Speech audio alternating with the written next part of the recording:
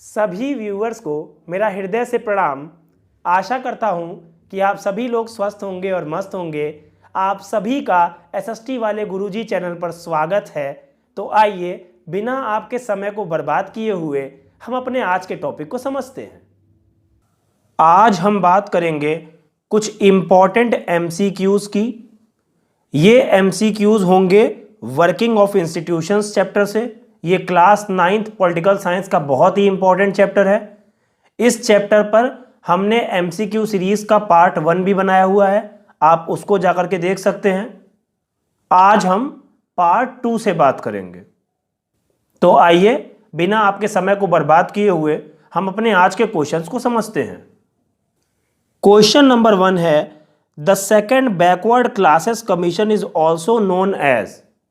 मैंने अपने चैनल पर सेकेंड बैकवर्ड क्लासेस कमीशन को पूरा डिटेल में पढ़ाया हुआ है, आप वहां पर जाकर के उस वीडियो को देख सकते हैं। इस क्वेश्चन का राइट आंसर है option number 1, Mandal commission. Second backward classes commission के जो हेड थे उनका नाम था बीपी मंडल, इसीलिए उनके नाम के बेसिस पर इस कमीशन को मंडल कमीशन भी कहा जाता है। क्वेश्चन नंबर 2 है, who have the power to interpret the constitution of the country. इस क्वेश्चन में पूछा गया है कि किसके पास ये पावर है कि वो संविधान की व्याख्या कर सके। इस क्वेश्चन का राइट आंसर है ऑप्शन नंबर 4, बोथ 1 and 2। अब यहां पर दोनों ऑप्शन सही हैं। पहला है द सुप्रीम कोर्ट और दूसरा है हाई कोर्ट। इसका मतलब है कि इन दोनों को ही अधिकार है संविधान की व्याख्या करने का, कॉन्स्टिट्यूशन में लिखी हुई बात को इंटरप्रेट करने का। क्वेश्चन नंबर 3 है, what is the name of a government formed by N alliance of 2 और मोर पॉलिटिकल पार्टीज। इस क्वेश्चन में पूछा गया है कि उस गवर्नमेंट का नाम क्या है जो 2 या 2 से ज्यादा पॉलिटिकल पार्टी के अलायंस से बनती है।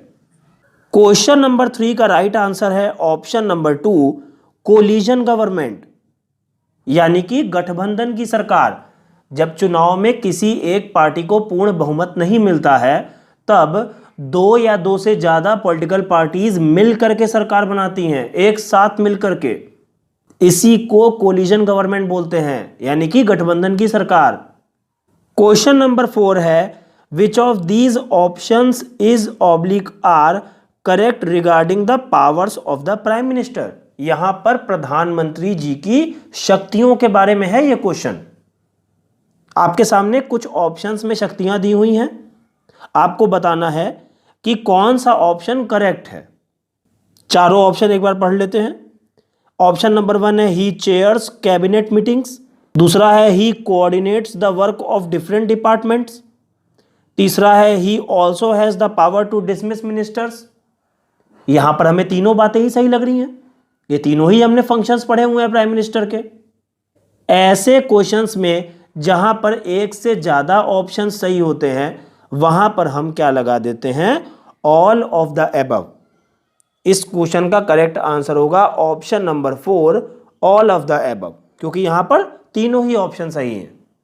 क्वेश्चन नंबर 5 है, who is the most important political institution in the country. हमारी कंट्री का सबसे मोस्ट इंपॉर्टेंट पॉलिटिकल इंस्टीट्यूशन कौन सा है। इस क्वेश्चन का राइट आंसर है ऑप्शन नंबर 1, प्राइम मिनिस्टर, प्रधानमंत्री। प्रधानमंत्री हमारे देश के सबसे ज्यादा मोस्ट इंपॉर्टेंट पॉलिटिकल इंस्टीट्यूशन होते हैं। क्वेश्चन नंबर 6 है, whom does the president appoint as the prime minister। इस क्वेश्चन में पूछा गया है कि राष्ट्रपति किनको प्रधानमंत्री के रूप में अपॉइंट करते हैं। इस क्वेश्चन का राइट आंसर है option number 2, leader of the majority party. जिस पार्टी को बहुमत मिलता है चुनाव में, उस पार्टी के लीडर को क्या करते हैं, प्राइम मिनिस्टर के रूप में अपॉइंट करते हैं। कौन अपॉइंट करते हैं, प्रेसिडेंट अपॉइंट करते हैं। प्रेसिडेंट का यह काम है कि जिस पार्टी को सबसे ज्यादा वोट मिले उस पार्टी के लीडर को प्राइम मिनिस्टर के रूप में अपॉइंट करना। क्वेश्चन नंबर 7 है, what are the 2 types of executives in India. भारत में 2 टाइप्स ऑफ एग्जीक्यूटिव्स कौन कौन से हैं, ये इस क्वेश्चन में पूछा गया है। इस क्वेश्चन का राइट आंसर है ऑप्शन नंबर 4, बोथ 1 एंड 2। यहां पर 2 ऑप्शन सही हैं। पहला है पॉलिटिकल एग्जीक्यूटिव और दूसरा है परमानेंट एग्जीक्यूटिव। यही दोनों टाइप्स होते हैं भारत में एग्जीक्यूटिव के। क्वेश्चन नंबर 8 है व्हाट इज पार्लियामेंट, संसद क्या है। इस क्वेश्चन का राइट आंसर है option number 1, national assembly of elected representatives. Parliament क्या है? पार्लियामेंट एक नेशनल असेंबली है इलेक्टेड रिप्रेजेंटेटिव्स की। भाई लोग चुन चुन करके ही तो जाते हैं ना संसद में, तो इलेक्टेड रिप्रेजेंटेटिव्स हो गए। रिप्रेजेंटेटिव माने जिनको हमने चुन के भेजा है, जो हमारे रिप्रेजेंटेटिव के रूप में बैठते हैं पार्लियामेंट में, यानी कि लीडर्स, नेता लोग। क्वेश्चन नंबर 9 है हु अपॉइंट्स द जजेस of the supreme court and high court. इस क्वेश्चन में पूछा गया है कि सुप्रीम कोर्ट और हाई कोर्ट के जजेस को कौन अपॉइंट करता है।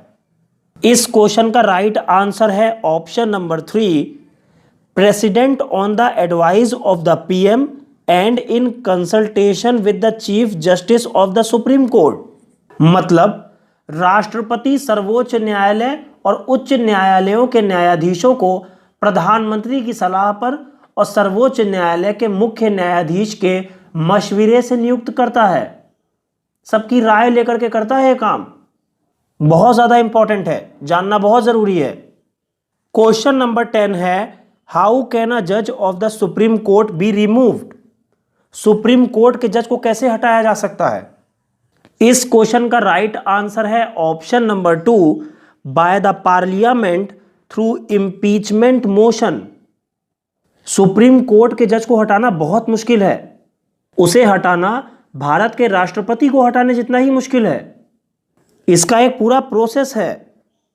किसी भी न्यायाधीश को संसद के दोनों सदनों में अलग अलग 2/3 बहुमत से अविश्वास प्रस्ताव पारित करके ही हटाया जा सकता है।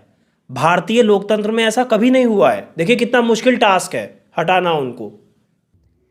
उम्मीद करता हूं कि जितनी भी बातें मैंने आपको इस वीडियो में समझाई हैं वो सारी की सारी आपको समझ में आ गई होंगी। हमारे चैनल को सब्सक्राइब करिए, इस वीडियो को लाइक करिए और अपने दोस्तों के साथ ज़्यादा से ज़्यादा शेयर करिए।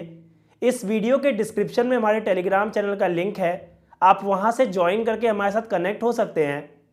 मैं आपके उज्जवल भविष्य की हमेशा भगवान जी से कामना करता हूं।